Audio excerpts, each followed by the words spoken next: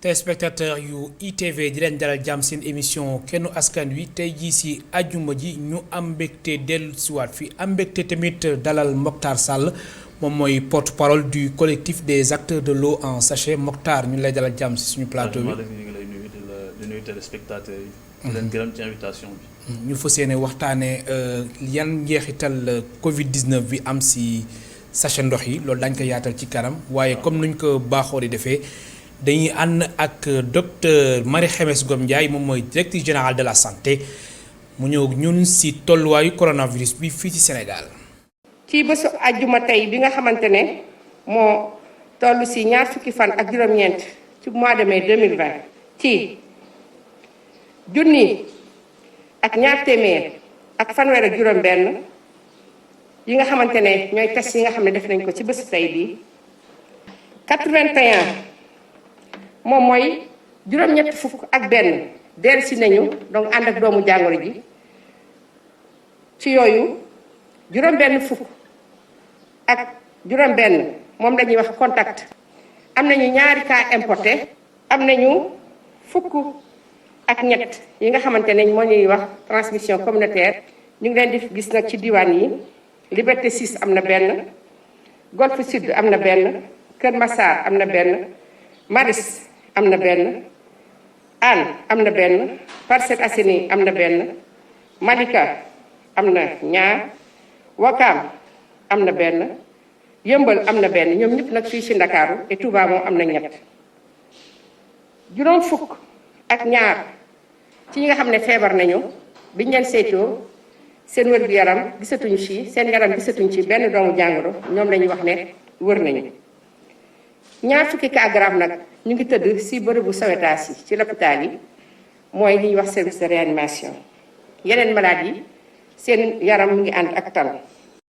Moctar Sall mu nekkoon docteur Marie Khemesse Ngom Ndiaye moom mooy directeur général de la santé. alors coronavirus bi tey jii ñu nekk ci àjjuma ñaar fukki fan ak juróom-ñeent ci weeru mai cas yi di yokku décès yi tamit di yokku fii ci Sénégal ban taxaw seetlu nga see def. alhamdulilah wasalaatu wasalaam ala rasulillah.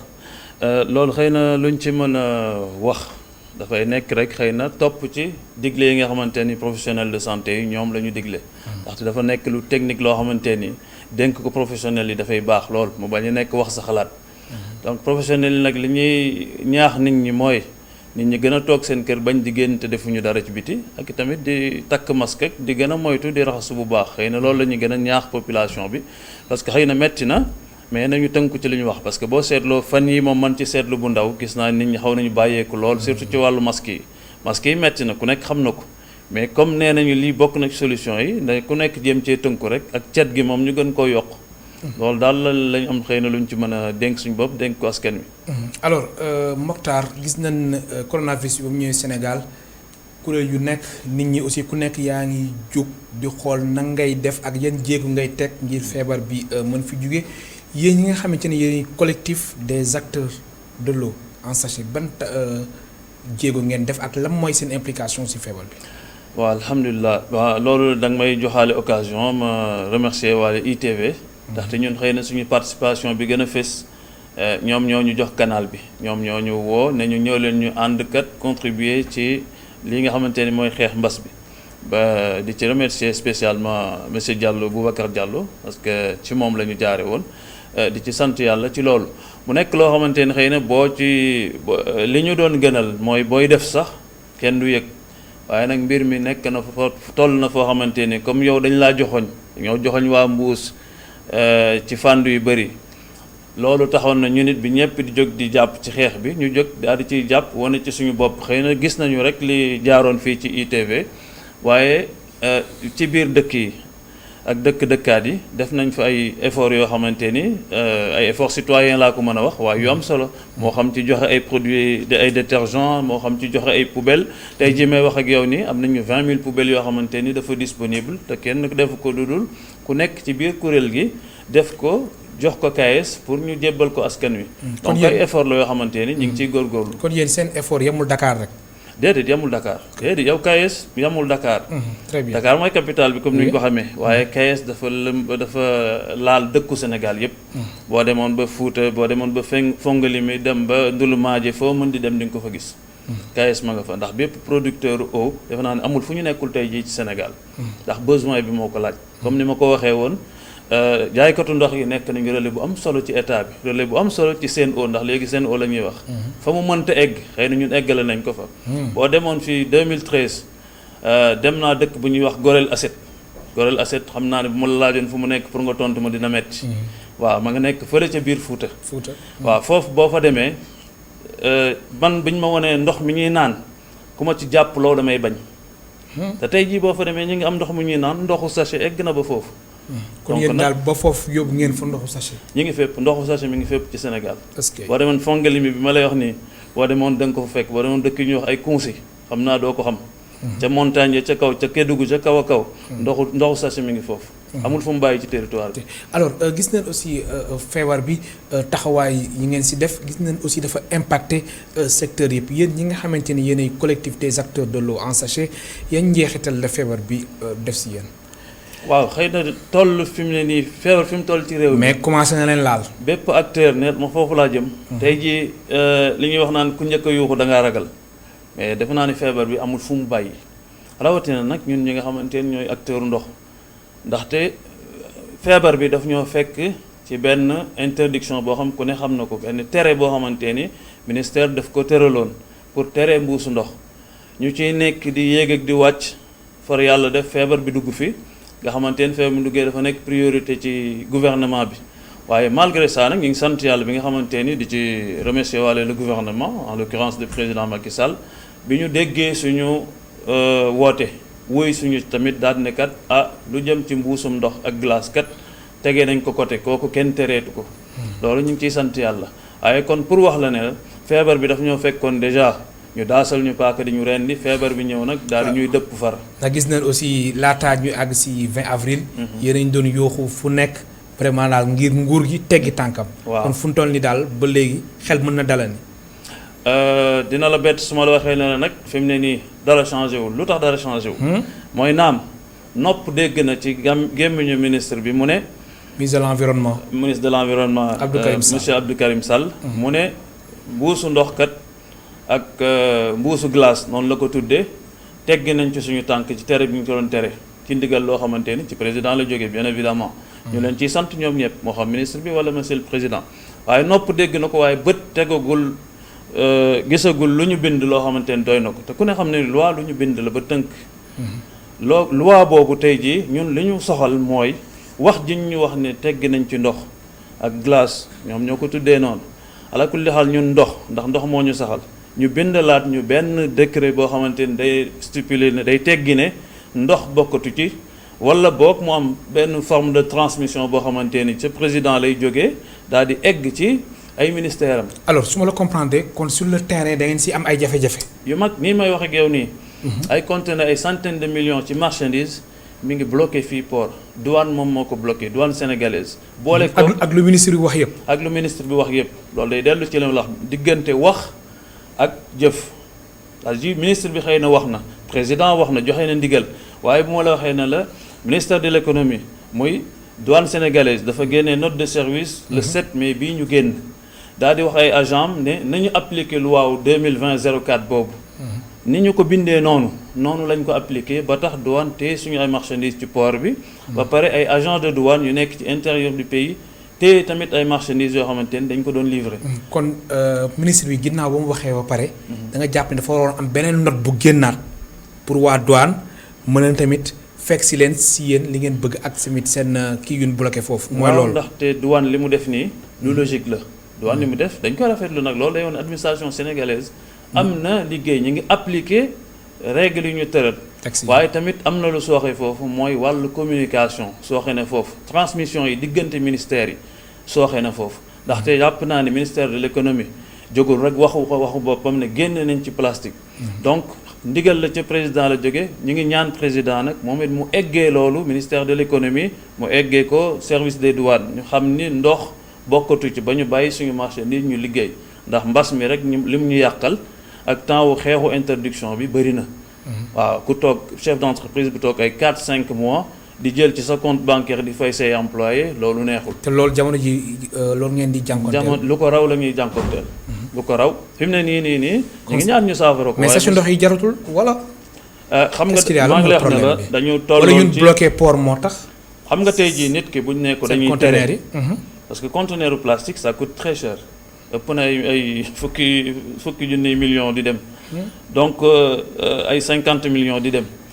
donc léegi ki nga xamante ni dañ ne ko dañuy tere mbir mi à partir du 20 kooku tey ay prévision parce que entreprise du loo xamante ni da ngay toog ba mbir mi ñëw rek nga ne naa jënd lii def déedéet da ngay def say prévision yi bokkoon na ci xam nañ ni weeru koor du weeru ndox waaye bu ñu jéggee koor ba dugg ci tàngaay comme nii ñu koy yégee nii loolu dafa nekk période boo xamante ni daanaka ci la liggéey bi nag tàngaay bi muy signalé. waaw léegi nag nit ki def ay prévision am yoo xamante ni amoon na ci sax ak ragal ndax loi bi li mu doon plané ci suñu kaw.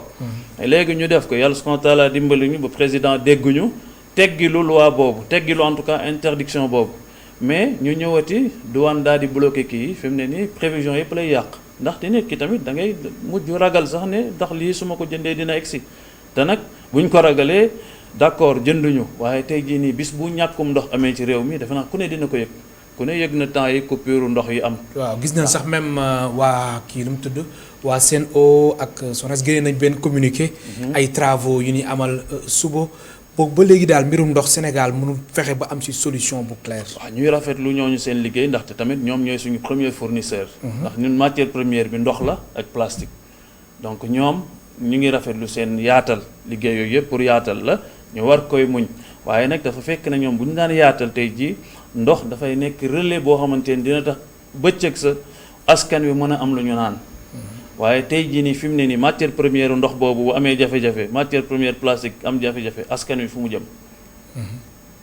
est-ce que loolu mooy laaj bi. léegi ci wàllum rouleau tamit ba léegi nii daal mbir mi dafa tagga tembe. conteneur yaa ngi port ni may wax ak yow yenn yi ñu ngi bloqué ci ay. depuis kañ la conteneur yi nekk port. note de service douane boobu depuis le 7 mai bii passé la. ba léegi nii mënuñu fexe ba situation bi décanté wu. est-ce que interpellé ngeen si aussi ministre de l'environnement et du développement durable. ni may wax ak yow nii bind nañu courrier monsieur Macky Sall le président de la République ministère de l'environnement ci moom la ñu gën a dépendre bind nañu ko bind nañu am aussi monsieur Abdourahmane Dieye directeur général de la douane. boobu ak léegi nag ñi ngi xaar ñoom ñu tontuñu surtout nag monsieur le président de la République moom la ñu gën a xaar ndaxte xam nañ ni jàppandalam ci la ñu dindee tere bi ñu doon tere plastique. te moom mooy njiitum réew mi amatuñu premier ministre ministère yëpp fa ñuy dajee mooy lan ci président de la République. am na ndaw nag bu ñuy waxtaanal foofu waaye dool fii ñu toll ba nii may wax ak yow nii dara changé gul. ci mbir yi. alors gis nañ si jamono yi si ginnaaw aussi yéen doon joytu naan mbir mi suñ ko appliqué dana am 30 000 emplois yi nga xamante ni dañ koy supprimer mbir mi soo doon def taxaw seetlu jamono ji fan la toll emploi yooyu noonu.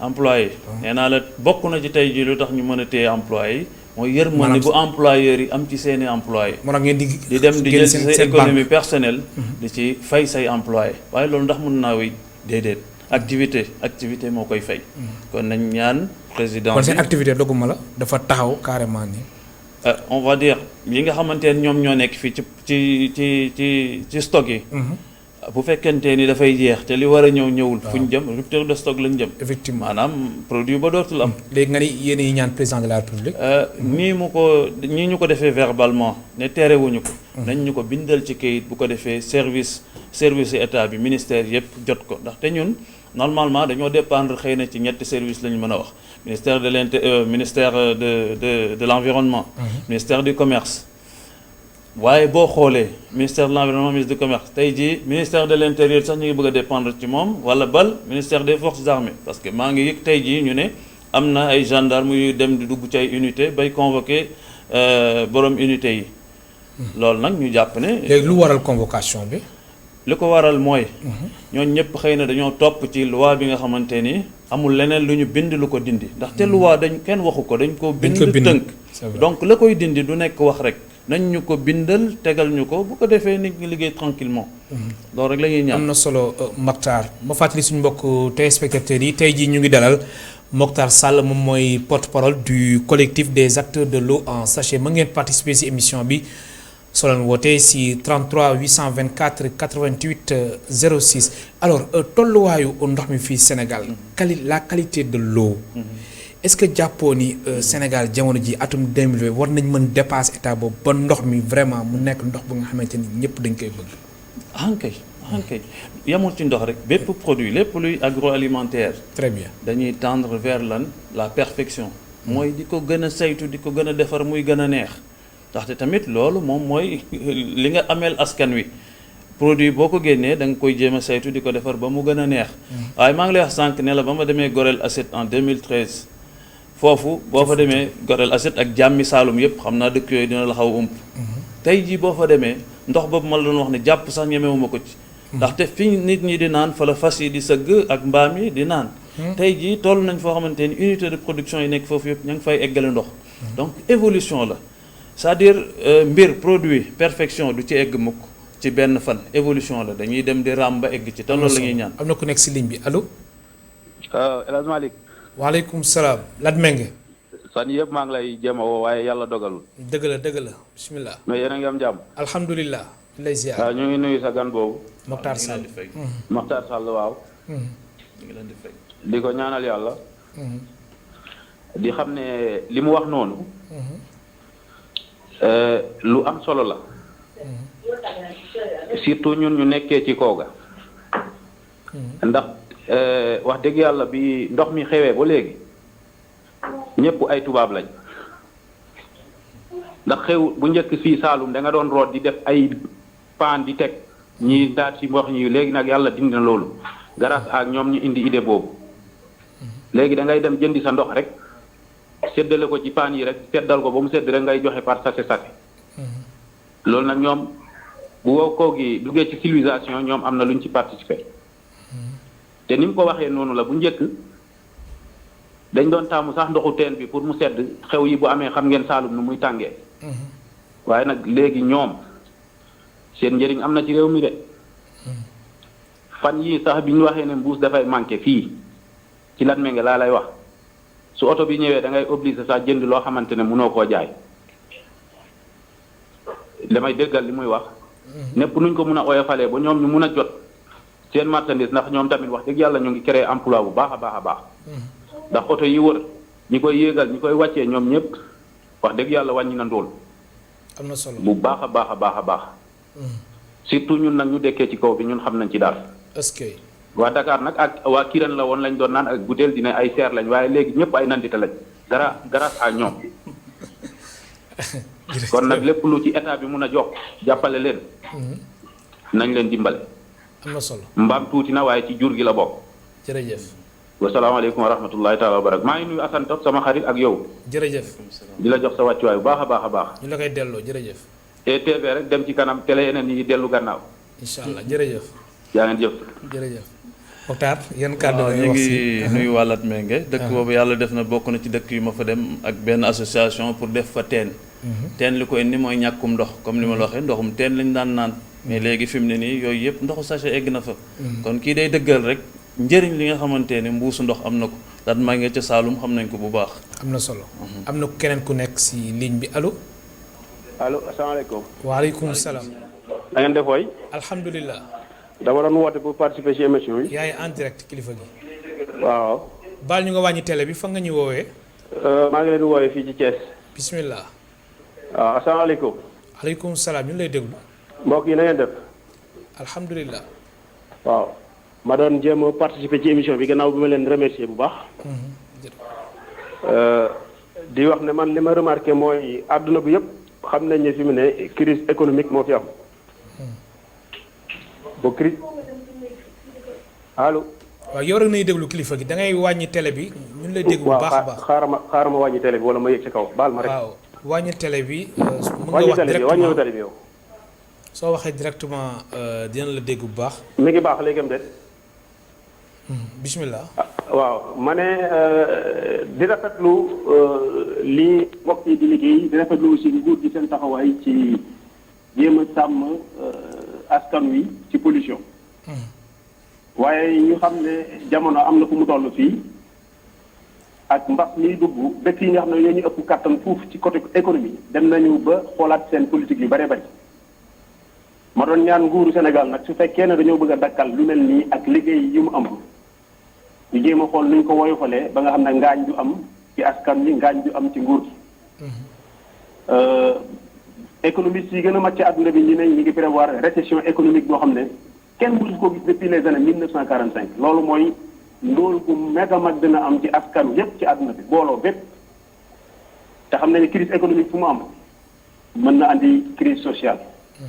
donc daal li ma doon ñaan nguur gi bu fekkee ne ñii dañ leen wax ne ñoom dañuy tilimal te ñoom pare nañu ci li ñuy tilimal ci déchet plastique ñu jël ko recycle xam ñëpp xam nañu ne plastique dafa am dund mën ñu koo dund def ko leneen ñu xool nañu jàppalanteeg ñii bàyyi leen seen i liggéey ñoom ñu jël plastique bi nga xam ne déchet lañ la doon wax ñu dem ko settal te préserver bu emploi yi daal moo gën a ci askan yëpp man loolu rek laa mën a wax. jërëjëf. jërë ngeen jëf. jërëjëf Mokhtar. waaw kii ñu ngi koy jaajëfeel ci woote bi. defe naa ni li muy wax nii mooy moom wàllu emploi yi ñuy préserver lay gën a wax.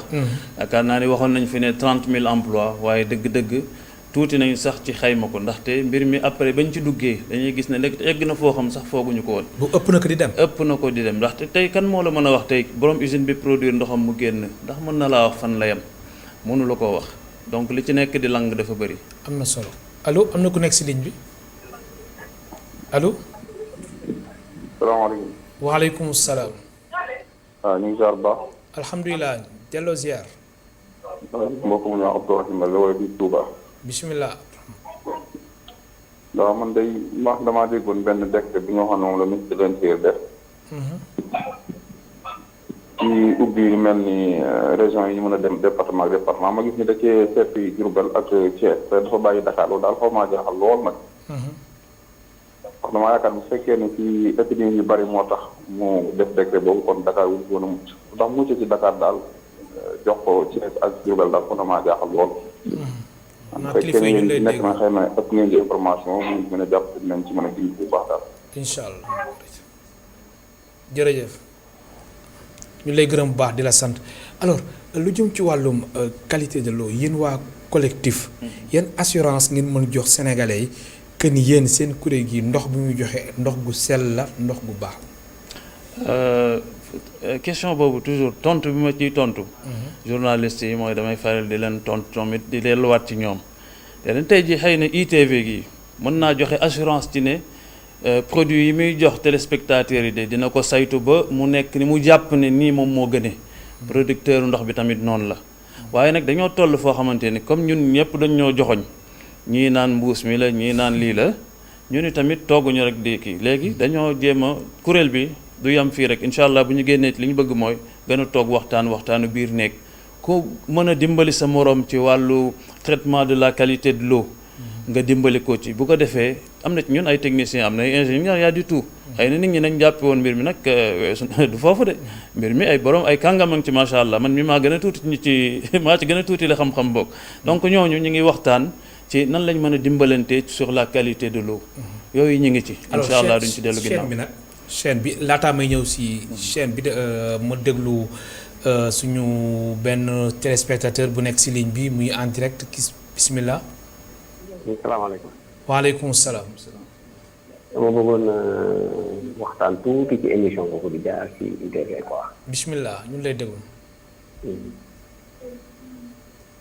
allo allo. allo oui. yow rek nañuy déglu kilifa gi. ok. léegi man xam naa maa ngi woote boobu Thiès ginnaaw Thiès tuuti maa ngi woote ginnaaw Thiès tuuti. ñu ngi lay déglu baax a baax kilifa gi yow rek nañuy déglu. waaw léegi nag li ngeen daaneel ci loolu laay ñëw maanaam ci qualité ndox bi. ci laay wax man.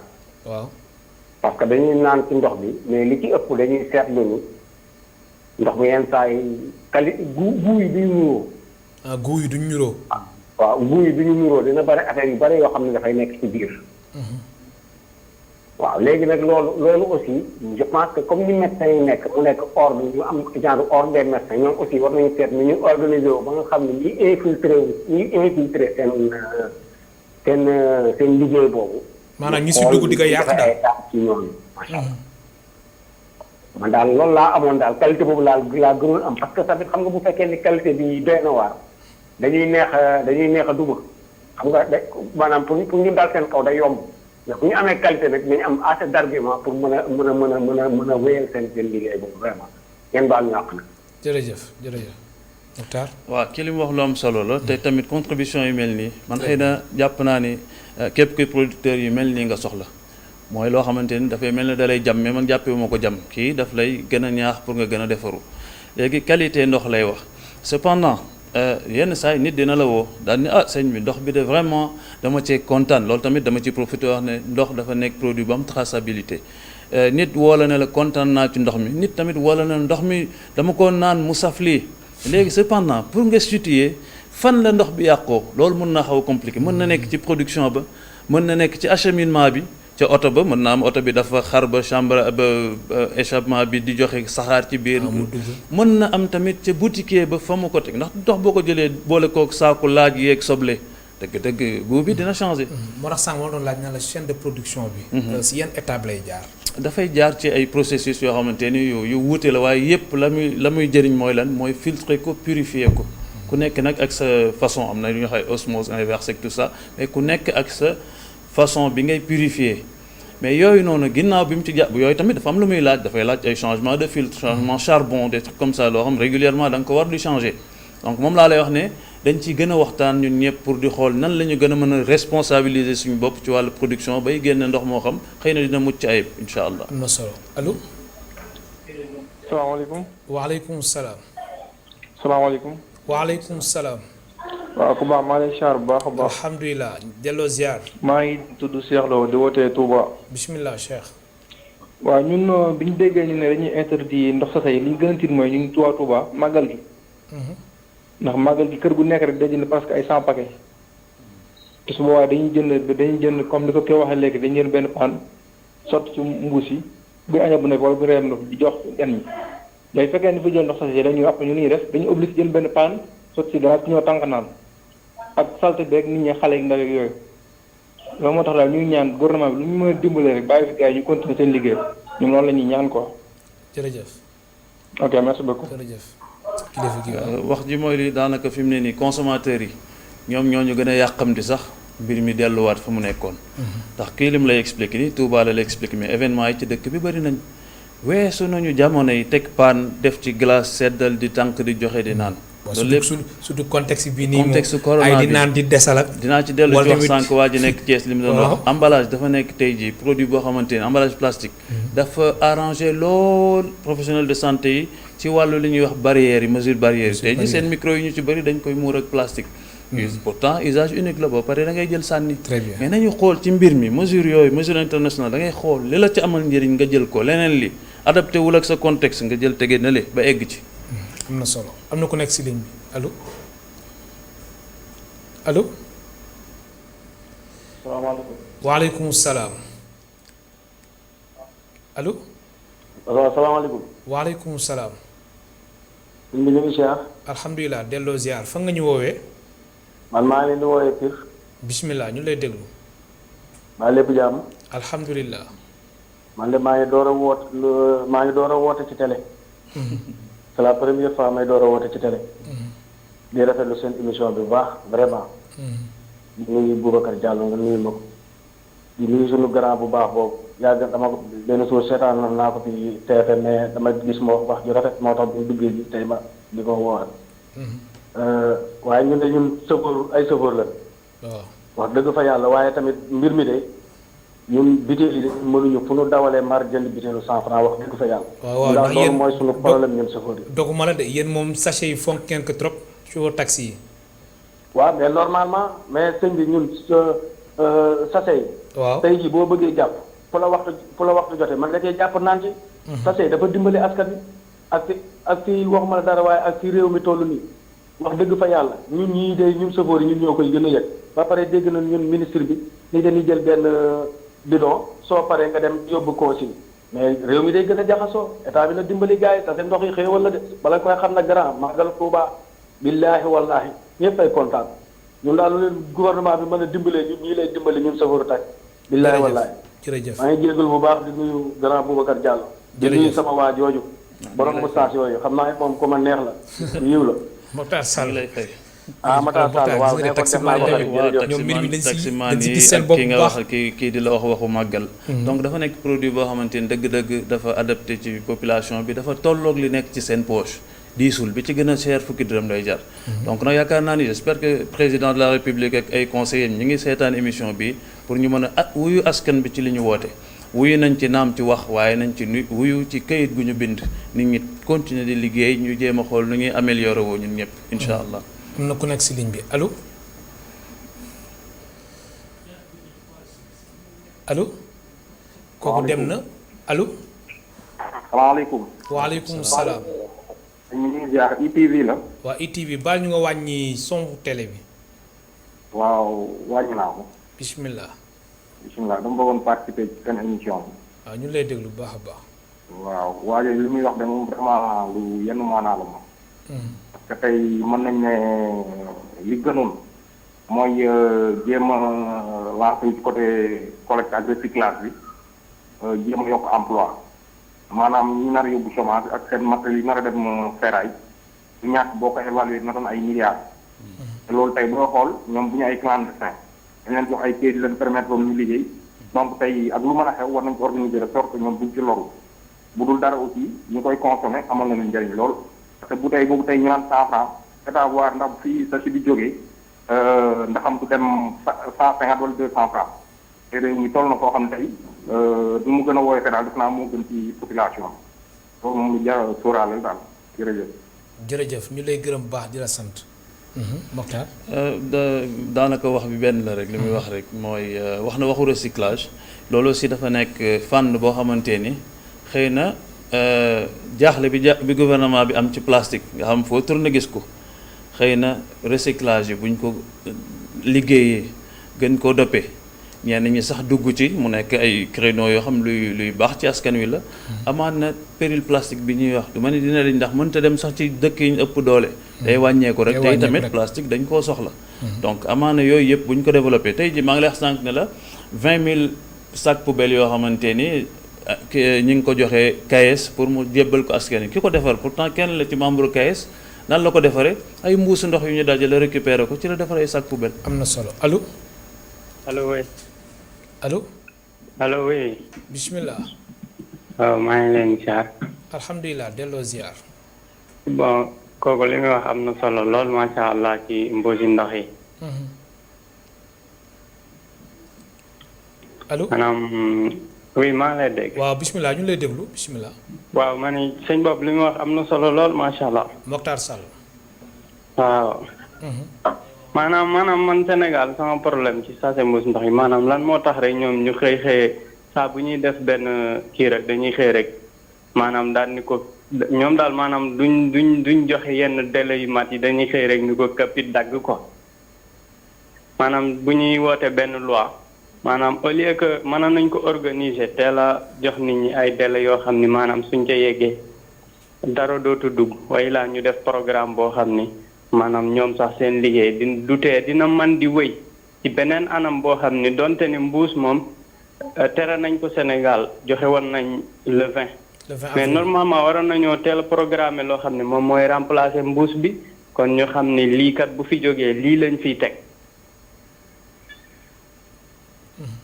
man parce que man voyagé naa benn yoon ba Joal mais foofu damay gis robinet yi dañuy tëj ay une semaine.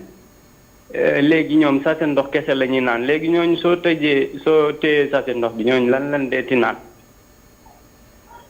jërëjëf. voilà ok merci beaucoup. jërëjëf. am na solo loolu macha allah wàll wax ci robinet bu tëj. waaw yaakaar naa ne ku xam àll bi. forage bu tëj dina tëj ñenn ay ñeenti weer ñenn ñi lu ko ëpp. balaa technicien di ñëw di ko réparer kooku coono bu rëy la. tamit ndoxum forage ba sax dëkk yi léegi naanatuñu ko xëy nañ ci sangu di fóot waaye mbuusu ndox la ñuy naan mais nag naa delluwaat tuuti ginnaaw rek parce que boo xoolee intervenant li ñuy wax mooy tere bi ñun ñi ngi am yaakaar ni tere bi ñu waxoon njuumte la woon waaye gouvernement rectifié na ko ginnaaw bi mu gisee ni lii kat luy ay emploi yu bëree ci nekk tey tamit lii lu baax ci population bi la donc ñun ñu ngi jàpp ba léegi ne gouvernement dellu na ci ginnaaw cependant rek li ñuy ñaan gouvernement mooy mu bind kayit ju leer ndax nit ñi mën a dellu di liggéey comme ni mu waree. am na solo allo allo allo. salaamaaleykum. waaleykum salaam. baal ñu ngi wàññi télé bi soxna si. allo. allo. baal ñu nga wàññi télé bi. asalaamaaleykum. waaleykum salaam fa nga ñu woowee soxna si. ñu ngi lay woowee Sicap Liberté. bismillah ñu lay déglu. ñun day boo gisee ñu kontaan ci reprise liggéey bi. dañu daan dem màggal yóbbaale ay syndicat yóbbaale ay glacière yóbbaale lu nekk. pour bu ñu demee rek duy ko def ci ndox tëbbal ci ay glace. waaye ba yàlla dogalee ba tey sachet yi ñëw ci dëkk bi set gi ñu nekkee ak nooflaay gi ñu nekkee amul may ma ndox kenn day jóge fee may ma ndox keneen jóge fee xelli keneen jóge fee tuur xale yu ndaw yi ci kër yi si am nga kër yi màggal yi ni muy mel ñu dugal ay loxo ji jàmb fii ñuy def fi waaye ak sachet yii dara gënu koo efficace ci àddina dara gënu koo baax ci àddina ñun day ñi koy utiliser ba ñu déggee wax bi ñun ñëpp dañuy découragé dañ naan feebar dina dellusiwaat ci dëkk bi ab laas sax boo koy togg da nga koy def ci ay palaat di ko servi nànk-nànk mu ëpp sécurité rawatina ndox dafa doy waar jamono bi ñu ne raxasu leen sangu leen sëlmu leen bu leen def li te ku ne xam na màggal ak ndox ni muy mel léeg-léeg da ngay dem ci quartier boo xam ne doo am ndox fu nekk nga dem fa boo amee sa sachet nag wala nga am sa butéelu ndox bu 10 litres mën nga caa sangu mën nga caa jàpp vraiment ndox mi nan ko bàyyi ñuy liggéey ko ñun de buñ ko dindee dina nu gaañ ndax am nañ ci wér am nañ ci nooflaay yenoo ci ñu bagage ci bari di jang-jang yi ba màggal dangay yegg rek dem jënd dugal ci kër gi waaye oto yi fees dell nga dugal ay bërigo ndox dugal ay pot dugal lu ne rien que pour bañ a ñàkk ndox rek waaye ba ndox yi amee ba tey soo demee doo xalaat sax robinet da ngay jënd sa yëf rek daal di teg boo bëggee julub jël butéel yu mag yi boo bëggee naan jël sachet yu ndaw yi amatul salte amatul dara amatul may ma ndox amul maa ngi dee amul dara waay gouverneur dimbali ñu ci lii jërëjëf soxna si waaye jërë ngeen jëf waaye jërëjëf Mokhtar waaw yow moom muy wax jërëjëf nag dangaa niroog sama doom askan wi mooy wax du invité bi mooy wax yaakaar naa ni askan wi ki muy waxal kan la borom réew mi na déglu askanam ñii waxal nañ seen bopp jaratu sax taxaw di wax parce que jaratu alors ci wàllum seen chiffre d'affaires yéen chaque année ñaata ngeen di dugal si réew mi da ngay calculer ñaata unité d'eau ñoo fi nekk ay milliards ci lañ ay milliards juróom-ñaar ëpp na ko ëpp na juróom-ñaari milliards te bu fekkente ni nag dafa am ku ko bëgg a weddi je crois que Sénégal nekk na ci administration bu baax non man dama bëgg a xam rek maanaam xam nga yow yaay porte-parole collectif des acteurs de l'eau en sachet seen chiffre d'affaires par an ñaata la xayma ko ci 10 milliards wala lu ko ëpp am na solo incha allah parce que allo am na ku nekk si ligne bi allo oui allo bismillah allo kilifa gi ñu lay déglu waaw sëñ bi bismillah waaw maa ngi lay ziar de delloo ziar fa nga ñu woowee ñu ngi wootee Sicap Mbao bismillah waaw ñun de dañu bëggoon joxe toute suñu contribution ci waxtaan bi rek yow rek nañuy déglu waaw ñun de dañoo jaaxle suñu nguur gi lu xew dëkk bi kenn amul liggéey nit ñi di góorgóorlu pour wut liggéey dem ba taxale am lu ñuy def jël seeni rak ak seeni jarbaat ak seeni mbokk ak jaam yu ñuy dëkkal yépp jox leen ay liggéey li leen nguur gi waroon a defal ñu defal leen ko ñoom nguur gi waroon a wëlbatiku encadrer leen encourager leen jàpp leen mais mu bëgg xëy yàq secteur bi yépp man importateur sachet en plastique la nga baal ma sax tey da ngeen di wax ci sachet. waaw bismillah ñu ndox ci ñuy naan. mais man importateur sachet en plastique la donc même problème bi la ñu am ak borom usine ndox yi. waaw ñun dañoo jaaxle. yow yan jafe-jafe ngay am jamono jii nii. jamono jii ñu toll nii mooy jaay suñu ay mbuus lañ am problème mu jaay ko. importé woon suñuy conteneur depuis mois de décembre. man Ahmed Lo laa tudd sax ma présenté wu. dañu importé woon suñuy conteneur depuis mois de décembre suñuy commande yi ñu ngi ko defoon depuis fin octobre conteneurs yi egsi woon na depuis mi-décembre ministre de l'environnement bloqué ko ci frontières yi ak aéroport yi. kon ñeenti weer ngi nii mbir mi dafa bloqué wu ca port seen conteneurs yi.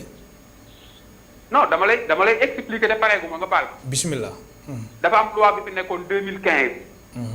bu ñu autorisé woon importation sachet en plastique mais fort micronage maanaam au-delà de 30 micronage ñun loi boobu lañ doon liggéeyee depuis 2015 ministre bi muy préparé loi bi fekk na ñun ñu commandé suñuy conteneurs yi jógee Thaïlande yi war a jógee Chine depuis octobre conteneurs yi ñëw mu bloqué ko ci frontière bi ak port bi ñu def ñu def lu ñu war a def yépp pour dédouaner suñuy conteneurs ministre bi nee na du joxe autorisation d'importation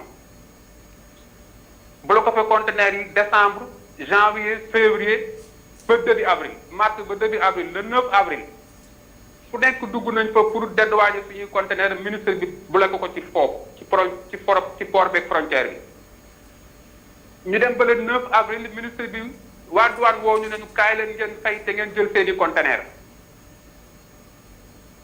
9 avril boobu ñu commencé def suñuy démarche commencé fay suñuy conteneurs li ñu doon fayeeku double lañ ñu fayeeku sax li ñu daan fay ñu jël conteneurs yi commencé ko dugal ci dëkk bi à partir de 20 avril ministre bi nee na loi bi mi ngi en vigueur ñun déjà conteneurs yi bëri na yu ñu ci récupéré ba dugal ko suñu ay dépôt war ko jaay ministre bi déjà dugg ci dëkk bi fi ñu toll nii mu ngi ànd ak benn ay service am di saisir marchandise bi nga xam ne ñun fay nañ suñu dédouanement ba am suñuy quittance ak suñu yépp entre 9 avril ak 20 avril noo ciy dédouaner conteneur indi ko ci say dépôt commencé ko jaay plus de 200 et quelques conteneurs même pas 15 jours mu dugg ci dëkk bi ne day ramasse mbuus yi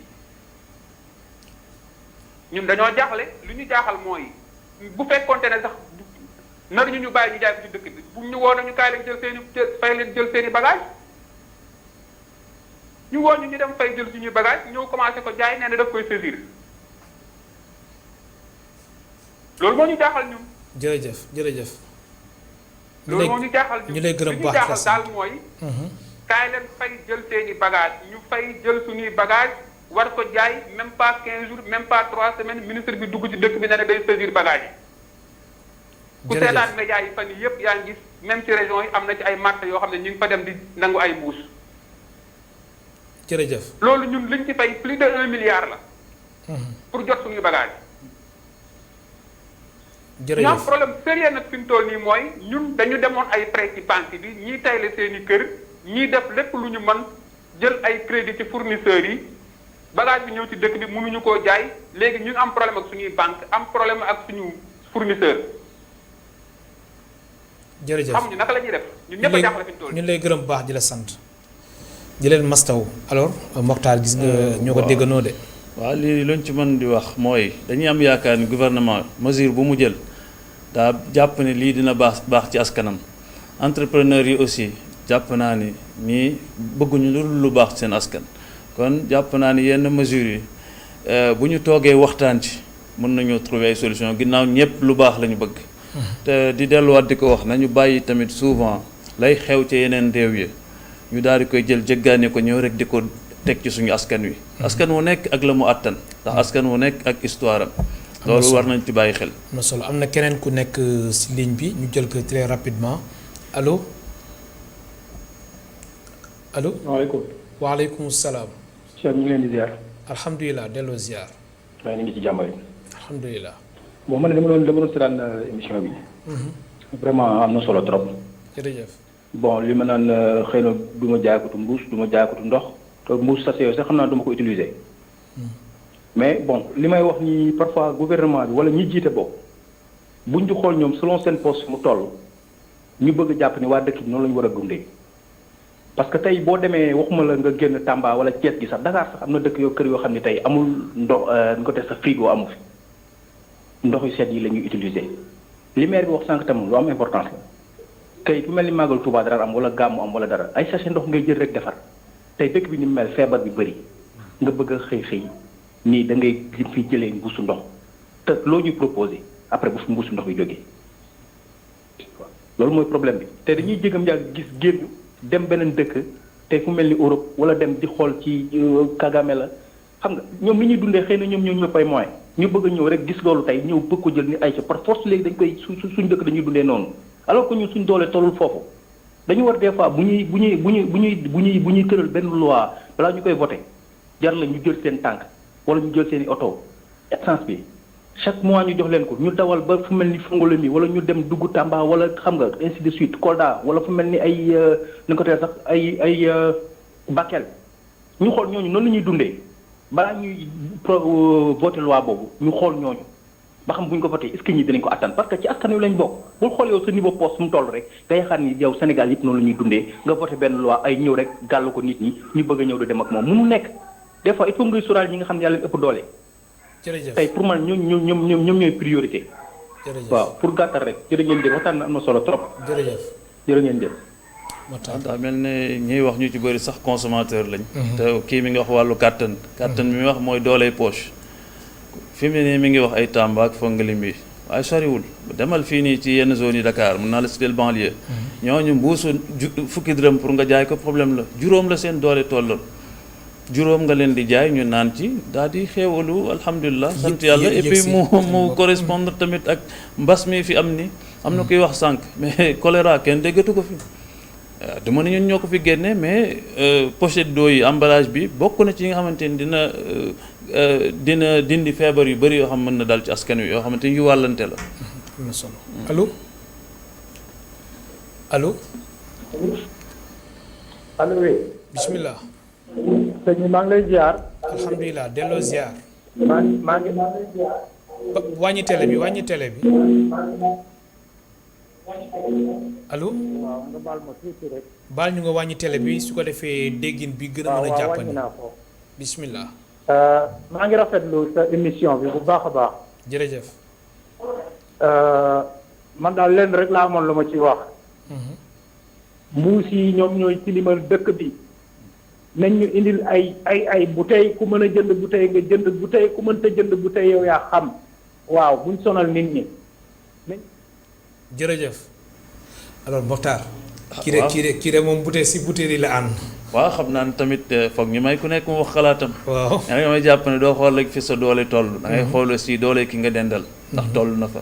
ndax yërmande ma moo ñu ci mën a génne. allo am na keneen ku nekk si ligne bi. allo. salaamaaleykum. waaleykum salaam.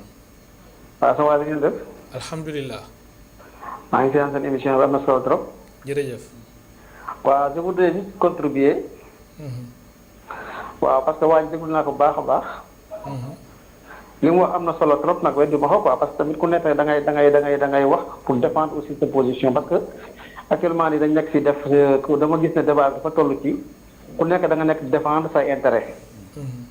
mais bu ñu fàtte intérêt aussi intérêt réew mi quoi am na solo trop tamit li ñuy wax xam nga parce que njiit tamit bu nekkee ci réew xam nga bu décidé dara rek am na fu mu ko teg xam nga jéem ko rapproché wu nag pour laaj ko pour xool boobu d'abord li mu décidé xam nga lan la ko nar a remplacer la xam nga te ñun ñi nga xam ne ñoo ne woon ci secteur da ci liggéey tamit nan la ñuy def ba gis suñu bopp loolu moo ëpp solo quoi xam nga parce que tamit ñoom bu ñu décidé dañu fi dindi sachet yi c'est dans l'objectif à ce que dëkk bi mën a set xam nga parce que waa ji boo ko dégloo boobu ba léegi nii exemple li mu joxe yëpp xam nga mooy comment les gens vivent avec ces sachets d'eau là dans les régions moom loolu lay foofu lay gën a accentué wu mais est-ce que moom il tient bien compte xam nga de l'insalubrité bi nga xamante ne moom la sachet yi def ci capitale bi. xam nga il doit aussi en penser quoi c'est important aussi. jërëjëf su bëggee dugg léegi wax na quoi nee na bouteilles yi parce que man j'ai pensé à ça quoi bouteilles yi. bouteilles yi moom dafa cher quoi parce que benn bouteille ndox bi ñu koy jaay 100 francs xam nga cher na trop sachet d'eau bi tam ñu ngi jot 50 francs xam nga yomb na trop parce que bu ñu raisonné en terme de yomb ak cher xam nga bouteilles yi les capitalistes yi gën a am lay gën a arrangé que yi gën a ndóol. jërëjëf loolu quoi. mais tam lépp waxtaan la rek. pourquoi bouteilles yi mënuñ ci waxtaan de sorte que am naa prix yi mën a baissé ba tolloo prix mbuus yi à 50 francs. jërëjëf pourquoi pas parce que ndox la ñuy jaay. parce que ndox mi nekk ci sachet bi aussi même quantité bi moo nekk ci bouteille bi léegi kon prix bi c'est différence bi c'est dû seulement au sachet bi ak bouteille bi. merci beaucoup loolu foofu la négociation bi nekk. jërëjëf léegi aussi moom dafa war a xam ne aussi tamit. très rapidement dafa war a xam ne aussi sachet bouteille yi sachet ndox yi du yëpp aussi moo nekk ndox moo xam ndox mu original la parce que y a des gens yoo xamante ne dañuy nekk dans les coins. xam nga jël ay ndox yoo xamante ne xam nga du ndoxu original bi def ko ay sachet di ko jaay def ci seen tampon di jaay ci dëkk bi xam nañ ni mu demee mais du ndox yooyu yëpp mooy ndox bi nga xam ne ndox mu original la. jërëjëf kilifa gi donc foofu tamit dañuy war a tenir compte man daal man li may wax mooy lan rejeté ma mbuus yi xam nga mais bañu ma mbuus yi mais tamit rejeté ma bouteille yi quoi. jërëjëf merci beaucoup mën na am. merci alors lu jëm ci wàllum insalubrité ak aspect yu mu wax ak yooyu. sachet ak yooyu noonu ban xalaat nga waaw ñaar ñuy mujjee wax daanaka ñoo xaw a bokk lu ñuy wax li leen jaaxal mooy jàpp nañu ne mbuus moom mooy tilimal mbuus bokk na ci lu ñuy gis lu bari lu ñuy wax pollution visuelle loo xam foo tourné gis ko ku làmb daj comme on dit mais tey jii dañu bëggoon mbir mi nekk rek loo xamante ni lu populaire lay doon mais il faut ñu wax ci tuuti ci wàllu technique aussi. waaye xam askan wi lañ nekk tam kenn askan wi te askan wi lu populaire la xam boo duggee ci détail technique yi comme ñii j'espère que ñi ngi déglu tey jii ñi ngi wax tey jii ne kii waxal na ko boppam quantité bi nekk ci mbuusu ndox ñu def ko ci bouteille mais bu boobaa li ngay gis nga bu fekkente ni amul benn accompagnement wàllu sensibilisation wàllu tri des déchets tout ça yooyu yëpp amu ci ñu xam ne boo naanee fii nga koy dugal borom usine ba bu dajale ay mbuusam post production déchet post production fee la koy yóbbu xam nga luy am li nga doon gis ci mbedd mi ci mbuus nga gis ko fa ci bouteille lan moo koy changé emballage bi nga doon gis fee moom ngay gisaat fii ba pare beneen mbir moom mooy ban mbuus mën nga koo dajale compressé ko mu mel ne benn dànk bu ndaw jéem a la compressé PET yi parce que PET mooy bouteille yi nii boo ko jëlee nii di ko compressé nañ ko compressé mais c'est plus volumineux donc c'est aussi pollueur wala même plus pollueur que les sachets d'eau yi nga xamante ni polyéthylène la ma teg ci benn mooy lan très rapidement waaw très rapidement mooy Sénégal fi mu ne nii am na ay usine de recyclage du film polyéthylène ay amul kenn koo xamante ni fii ci Sénégal da ngay recycler PET amul PET la ci mën a am dajale exporté te ministre bi tere na exportation. alors ban xalaat nga am si gis-gisu Lassana Gagny Sakho moom mooy directeur général de l'ONAS office national de l'assainissement du Sénégal mu jàpp ni njëgu ndox bi war nañ ko mën a yokk ngir ñu am qualité bu baax.